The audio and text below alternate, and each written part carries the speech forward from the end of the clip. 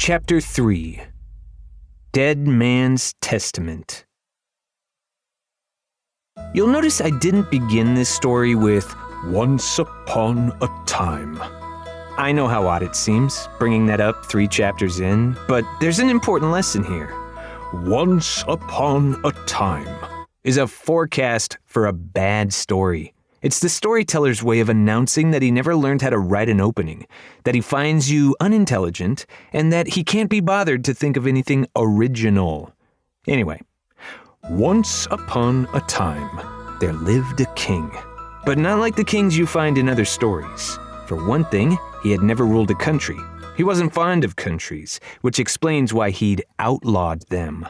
His glorious exaltedness, Herrick II, lived a life most kings can only dream of. The name of his kingdom was Everything, and its people were known as Everyone. And though his capital lay many days away from Skylar's mountain home, word of the man's failing health had already reached the ends of his earth. It's hard to appreciate, so long after the fact, just how big a deal the man's death would become. To put things into perspective, everything in this story happened a bajillion years before the first dinosaur had been invented. You have no more business crying over King Herrick than you do for Tyrannosaurus Rex. But back then, absolutely everyone grieved at the idea of losing him, without exception. Except the ones happy and excited to learn he was dying. Because let's face it, why would you want a sickly old king when you have a shiny new one waiting to take his place? All eyes turned now to the heir, Herrick's only son, as the future of the kingdom and the world. Coins bearing the boy's face had already been struck. Officials made plans to rename cities and landmarks in his honor, and everyone started to ask, what kind of person is this prince? What sorts of things does he like? And what could be done to make him happy? In those questions, there was money to be made. Or lost. The smart ones had already jockeyed into position, placing their bets on the biggest gamble in a generation. They were all going to lose. Because no one understood how not ready Herrick, the world king, was to die. And having never died before, despite some close calls, I hesitate to judge him, but to a man who literally has everything, death hurts so much worse than for other people. A man like that won't make peace with the idea. He's going to destroy whatever he thinks is killing him. So, in the final stretch of his illness, after all the blood-vomiting, bedsheet tearing, and ragged slurping moans, the king did something no one could have expected and that we will all regret. Turning to his young son, he begged for the ultimate favor, a dead man's testament. Such last-minute contracts were notorious for their danger, and this one would prove more deadly than all the rest. But what son could deny the wishes of his dying father? With an oath, he swore to it on the spot. Sage had never made such a grown-up promise before, and he found out right away how unprepared he'd been to make it. His mother, in a panic, ordered him from the room. At 10 years old, he was too big to literally kick out, but still scrawny enough for 2 men to haul off, if those men had enough rank to lay hands on the next king. I don't suppose you'd believe that the only 2 men in the world who fit that bill were already right there, within snatching distance. They caught the prince under the armpits and dragged him away. It was tough love and stranger danger all rolled up in a long fit of kicking, biting, and nasty name-calling. Still, as unpleasant as the experience felt for Sage, it happened in the most comfortable home on the entire planet. I'm not making excuses for the men who were kind of kidnapping him. I'm just saying that all the times I've been hauled off against my will, I was never taken anywhere near as nice. Every atom of Ptolemy Palace was expensive and beautiful. Even its frills had frills. Wood paneling in every room and carpets so rich and thick that your feet would sink into them like quicksand. Not to mention the countless fireplaces, tapestries, mosaics, frescoes, suits of armor, and gold leaf engravings on every surface. The humblest doorknob or footstool would make a Fabergé egg blush. And I'm sure you already know that when a boy misbehaves, he gets sent to his bedroom, but princes don't have bedrooms. They have chambers, which are like having a little house of your own inside the palace. Sage had his own front door, and his own second floor, third floor, and basement, containing his own bedchamber, bath chamber, wardrobe, kitchen, dining hall, audience chamber, library, and other necessities. His captors stormed into the engraved bedchamber, locked the engraved door behind them, and tossed the prince onto an engraved bed which caught him like a down-stuffed catcher's mitt that was also somehow engraved. Better places for a timeout existed, but those didn't come with room service. "Well," said the taller of the two men, "it seems we have much to discuss." This was Belford, the king's chancellor. Now, a chancellor is someone who... Actually, whatever a chancellor does is not important. You only need to know that Belford had spent his life working for the king and knew everything about how to run the kingdom. Much like the green velvet coat he wore, he was fancy but not handsome, and much too soft for any kind of hard work. "Take me back to him," the prince commanded. The chancellor gulped. "That would not be wise." "I don't care what it would not be. It is my command." And Sage said it with such perfect royal posture that the man flinched. "You will let me out now." "What for? Will you be doing the embalming yourself?" That was the whiter and ruder of the two men.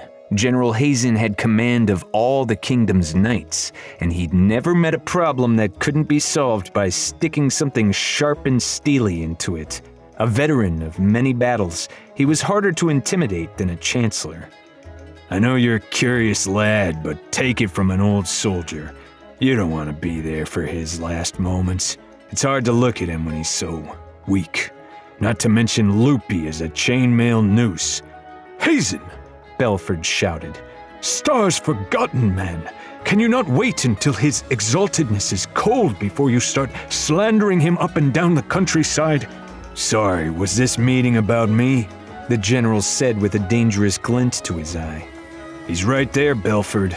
Talk to him." The chancellor sighed, turning his full attention to the prince. He began, "You no doubt have many questions about what happened in your father's chambers." "I have no questions," Sage insisted. "I will do what father asked of me." Belford's eyes popped, but he continued.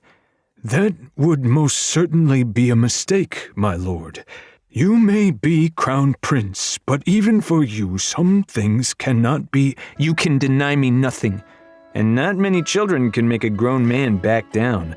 But a space opened up for Sage as he stepped off the bed, pushing the chancellor out of that circle of royal confidence as if it had been a wall. "You think I don't know how this works? Any heir who dishonors a dead man's testament cannot receive an inheritance. If I refuse this one, then I cannot become king." Grunted General Hazen. "As if a child could enter such a contract. We have laws to prevent this very situation, loftiness, and there is no one else who can fill the throne. Your inheritance is safe." With a shared nod, Sage's overdressed babysitters fell silent, convinced the matter was closed. Belford and Hazen had been working together longer than the prince had been alive, and I wouldn't call them good men, but they were professionals. They would go to any length to protect the kingdom. Oh, and before I forget, there was one other person in the room. No one knew his name, and he doesn't count as part of the group because, well, he doesn't. Though he watched the other three with deep interest, they took care to avoid watching him. He was a hard man to look at because of the uncanny way he held still, and because of the uncomfortable feeling that came from looking at him too long. But as the most intelligent and most dangerous person on the planet, he did not mind going unacknowledged. Let's not talk about him just yet. A bell tolled. one throaty clang that shook the chamber before giving way to freakish silence, and no one needed to be told it marked the end of an age. "And now it is too late," Sage said, unraveling.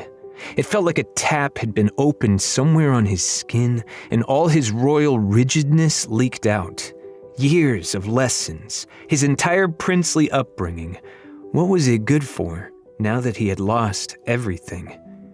"Your loftiness, there was no saving him." "Don't you think I knew there was no saving him?" the boy snapped, lip quivering. "I'm sorry," was all Belford could manage. And it didn't matter that he was a father himself and had practiced comforting people in grief and had experience with the delicate feelings of this child. He couldn't get near him. There was too much floor in the way. "You are now King Ascendant," General Hazen said. "In 1 year, you will be coronated, regardless of anything your father asked for." "How can I walk away from his final words?" Sage looked down. What kind of son would do that? "Those were not his words, son. His mind was the first thing the sickness stole from him. He would take those words back if he were here now." "Indeed," Belford added, daring to inch toward the new king. "If you wish to honor him, then remember him as he was before these dark times. That man would never have put such a grotesque task on you, just as I am sure you don't want to do it." He hesitated before adding, "You don't, right?" And before we go any further, before everything goes wrong, you need to understand something about Sage. He was a gentle boy. He loved soft shoes and salty foods and every kind of animal. He was also easy to hurt, but quick to forgive, and he did not deserve to become the villain of this story. But we don't always get what we deserve. For in the moment he was about to change his mind and disregard his promise and prevent tragedy from happening, a noise caught Sage's attention. A jangling, clattering, crashing rush of a noise that echoed with each step of the third man who decided now was the time to approach the prince.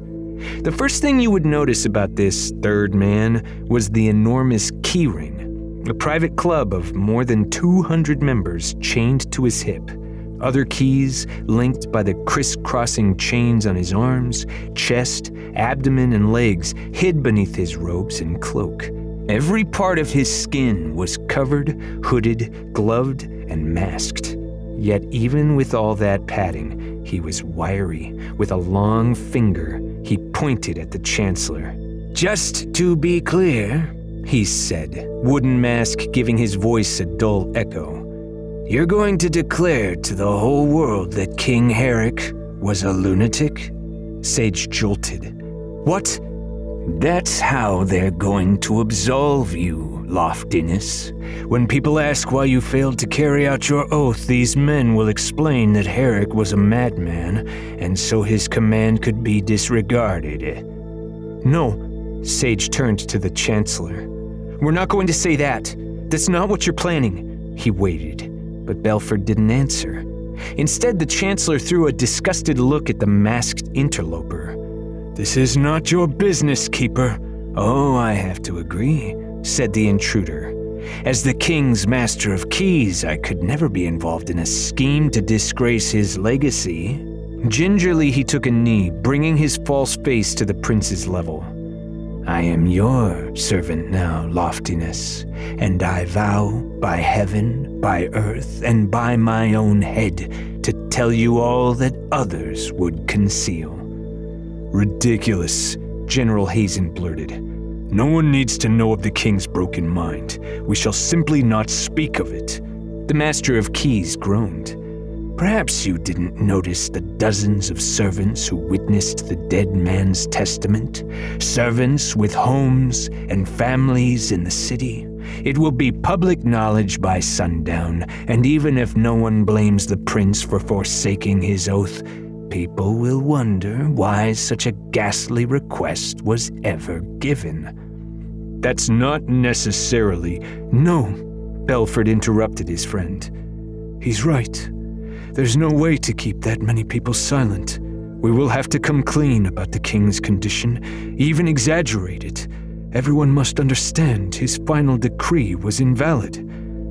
But then, they'll hate him. Sage couldn't believe what he was hearing. He'll be a monster in their eyes. Regaining his royal posture, he gave a command. You will not call him a mad king. He was a mad king. The Chancellor folded his arms. And there is no way to convince the world otherwise. No one could tell when the Master of Keys was smiling. A face had been scratched into the polished wood of his mask, but its lips clamped tightly, as if to suggest he would never tell any secrets. Still, I think he may have cracked a smirk as he rose to full height, with all those keys rattling like bones on a string. But you're wrong. There is a way to convince everyone on Earth that Herrick was a wise and righteous king, even at the end. How? Sage asked, desperate. Just do as he asked. Keep your oath. The reaction was immediate. Chancellor and General exploded together. Absolutely not. What nonsense. You've gone too far now, Keeper. Remember your station. The Queen shall know of your treachery, should have you hanged. Always knew you were a viper. You've no say in this, not at all. Enough, Sage screamed. The others hadn't seen him start crying, but a dam had burst in his face. He could think only about how much he needed his father to be here, to help him with the decision he had left him. None of these men understood the changes happening in this moment, what he was losing hold of, how close he came to just quitting. But even a ghost of a hope he would hear out. The Master of Keys will explain himself. Why should I keep the dead man's testament? The hooded man looked at the others, but they didn't dare interrupt. Satisfied, he addressed the king ascendant. Your father's last request was to eliminate a threat only he knew of. If we disregard his warning, people will understand that your father was mad. But if we treat it seriously, taking real action against this terrible threat he feared, people will doubt their doubts. Our commitment to the king's wishes will prove that the threat was real, and maybe it is. Your father was a great man. Perhaps it is we who are mad for disbelieving him. Belford nearly spoke, but a red-eyed glance from Sage silenced him. The boy turned his attention to the man wrapped in keys. But is it right?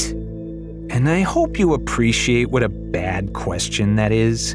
Anyone desperate enough to ask it will certainly believe the answer, no matter how dishonest, and no matter who will get hurt. And when the Master of Keys heard it, he knew he had won. Even gloved, his hands felt cold, but he laid one on the boy's shoulder. My king, do you believe in the stars? Believe? Sage had seen the stars. Sorry, I mean, do you believe, as I do, that the stars live, that they speak to each other, that they make plans and set things in motion? The prince shrugged. The high books say that the stars write our destinies. Yes, they choose the span of our lives and how each of us meets our end, your exaltedness. And never before had anyone addressed Sage by the title of a crowned king. I believe Herrick had a purpose in mind when he set this task upon you. He alone perceived the cruelty of the stars, who today have decided that every child in the world, except one, would be allowed to keep his father. That injustice is what forced your father's hand. When they see what you are going to do, the stars will have no choice but to pay attention. They will notice the consequences of their actions, observe the blood on their hands, and know that they made a mistake this day. The words had a sting to them, like the zest you crush out of an orange rind. They seared Sage's eyes. Hearing the reverence this man held for the king only reminded the boy of what he had lost, and he hated it, He hated the righteousness, the princely dignity of his own quiet grief. That was no vengeance, and he deserved to be avenged. One last hint came from the Master of Keys. All you have to do is give the order. General Hazen will not dare disobey. No, Belford stepped in. No, you must not do this. For the sake of the kingdom's peace, you must forbear. The young king's head tremored on its neck. And what of my peace? Does that not concern you? Your loftiness, I only... You have made your case, Chancellor, but my father was a good man. None of his decrees were evil. That is my ruling. Now, General, he lifted strangely clear eyes toward Hazen. Gather your knights. You will carry out my father's last command. You will find this Huron village and burn it to the ground.